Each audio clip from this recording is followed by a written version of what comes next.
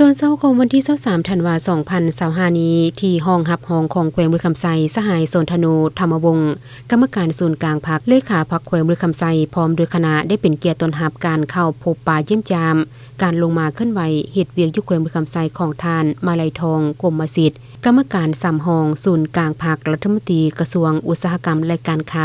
โอกาสดังกล่าวสหายเลขาพรรคแขวงยังได้กล่าวแสดงความต้อนรับท่านรัฐมนตรีกระทรวงอุตสาหกรรมและการค้า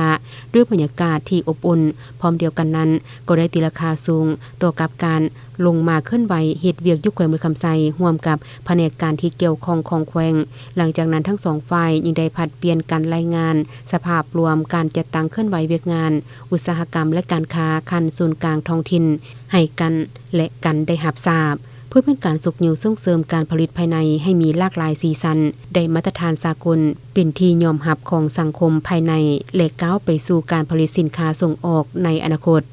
หลังจากนั้นในตอนเช้าของวันเดียวกันท่านรัฐมนตรีกระทรวงอุตสาหกรรมและการค้ายังได้สืบต่อลงพบปะอบรมพนักงานหลักแหล่งแผนกอุตสาหกรรมและการค้าแขวงเพื่อรับฟังการรายงานสภาพรวมการจัดตั้งปฏิบัติเวกงานในด้านต่างๆภายหลังยุบโฮมแผนกการแขนงการในระยะผ่านมา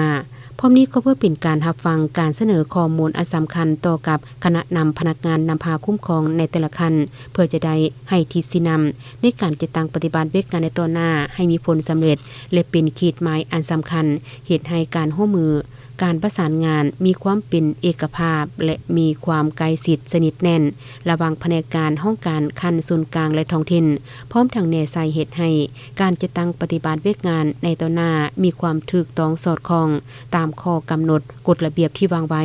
พร้อมเดียวกันนั้นก็เพื่อเป็นการจัดตั้งปฏิบัติแผนพัฒนาเศรษฐกิจสังคมของแขวงเมืองบ่รวมบสพก็แม่นแผนพัฒนาเวกงานอุตสาหกรรมและการค้า